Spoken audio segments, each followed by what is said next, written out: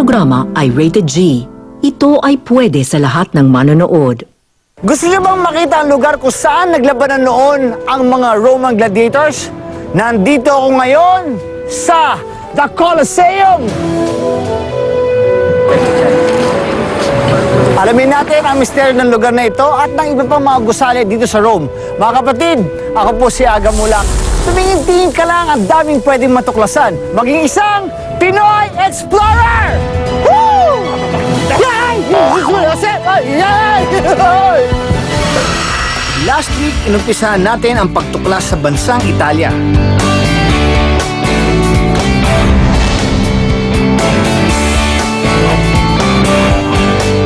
Sa Rome, pinasok natin ang isa sa pinakamalaking basilika at pinakabanal na lugar sa buong mundo.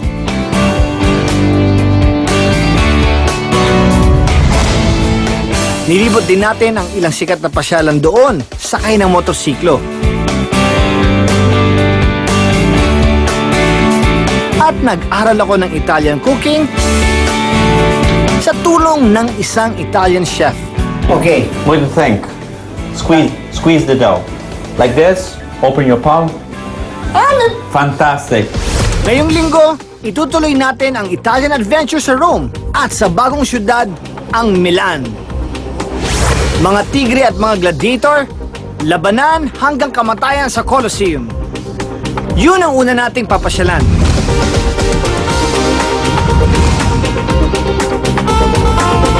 Dadayuin din natin ang ipinagmamalaki ng Milan, ang kanilang Duomo o simbahan na pangatlong pinakamalaki sa buong mundo. Sa ganda nito, inabot ng kalahating milenyo bago natapos. Makikipila ako para matikman ang pagkaing binibida sa Milan, ang panzerotti. Yummy! Grabe! Grabe ang sarap nito! At dalawang kakaibang museum at art gallery ang sisilipin natin. Kakaiba, kasi ang mga nakadisplay, souvenir ng mga multo. Samantala, ang mga artwork gawa sa mga bungo, buto at kalansay. Ay, Kapito! Si, Comandante.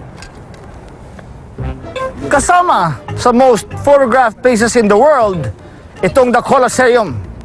Magtataka pa ba kayo kung bakit? Let's go! Si, Comandante.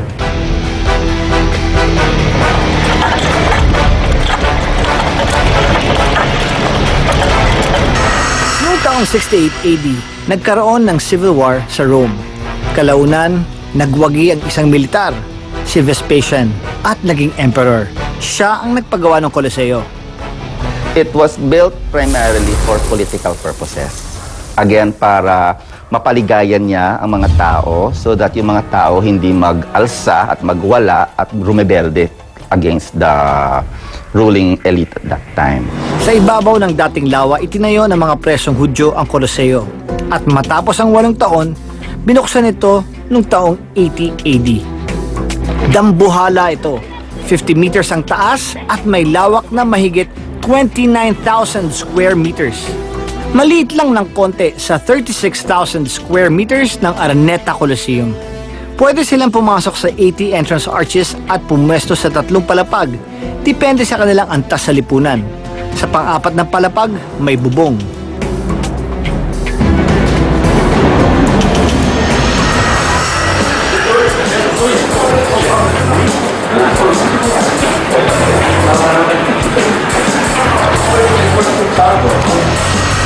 Sa Colosseum, itinatanghal noon ang mga madugong labanan ng Roman gladiators. Meron dito nararenta na audio guide na pwede mong gamitin habang umiikot ka ng Colosseum. Ang dami ko na nga natutunan gamit to. Tulad ng yung nasa gitna na yan, dati may buhangin dyan. At ano nyo ba sa Roma, ang ibig sabihin ng buhangin ay arena, na ngayon tinatawag nating arena. Ito yung arena. Diyan sa ilalim, nakatambay yung mga slaves, o yung mga hayop, yung mga lions na pinaglalaban. Diyan sila, masamakat sila, pakyat, tas yung mga tao. Ayon dito sa audio guide, ang seating capacity nito is like 40 to 70,000. Tapos parang sa atin din, ang pinakataas nito, dyan yung mga ordinaryong taong nanonood. Tapos pababa na pababa, payaman ng payaman. Like yung mga senador noong unang panahon, dyan sila sa baba nakaupo. Tsaka yung mayayaman. So, kumbaga, mas mayaman ka, mas malapit ka siyempre doon sa arena nila. Pero nung mabuwag ang Roman Empire at dahil na rin sa mga lindol noong mga taong 442 at 508, napabayaan ang Koloseo at kinahoy. By the Renaissance period, when they revitalized Rome, the building of the Baroque Rome came from the stones na nanggaling sa amphitheater. So, yung mga ibang simbahan na tinayo at ibang palasyong tinayo during that period from the 15th, 16th, 17th century nanggaling sa mga ancient ruins. Natigil lang ang pagwasak dito noong 18th century dahil kay Pope Benedict XIV. Naisip niyang i-preserve ito bilang banal na lugar kung saan maraming Kristiyanong martir ang nagbuwis ng buhay. Isipin niyo itong Colosseum na to na tinayo thousands of years ago. Ngayon, nasa gitna na siya ng syudad ng Rome. Ibig sabihin, yung mga ganyang struktura, binibigyan nila ng importansya. Hindi tulad sa bansa natin, pag luma, binabaliwala na. Ika nga sa kanila, mas luma, mas maganda, mas antigo, mas panalo. Nagkalat sa Rome ang iba pang antigong gusali at lugar gaya ng Pantheon. Ito ang pinaka-preserved na gusali ng sinuunang Roma. Mula taong 118 AD, templo ito para sa lahat ng paganong Diyos. Pero ngayon, libingan ng mga hari, pati ng sikat na pintor na si Raphael. Ito naman ang Piazza Venezia. Nandito rin ang bukod tanging gusali na kung tawagin ay wedding cake o typewriter building dahil sa hugis nito. Itinayo ito para gunitain ang unang hari ng nagkakaisang Italy. Sa di kalayuan ang Piazza dei Tribunali, malapit sa Palace of Justice o Supreme Court doon.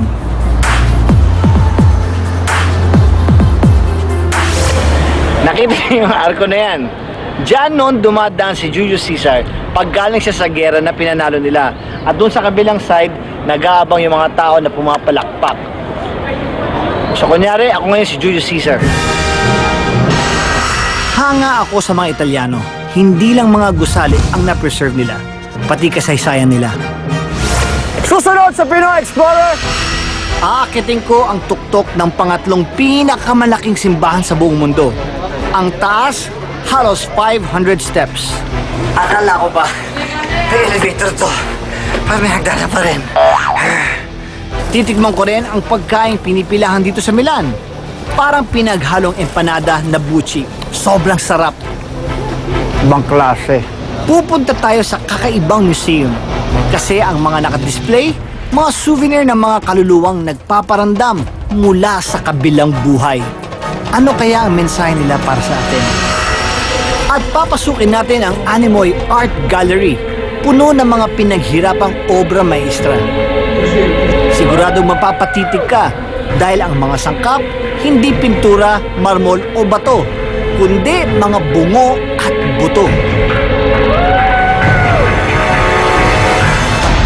Kaya walang alisan, ang daming matutuklasan dito lang sa Pinoy Explorer! Noong inaugurasyon ng Colosseum, ilang hayop ang pinatay? A. 90, B. 9,000. Ang sagot mamaya sa aming pagbabalik.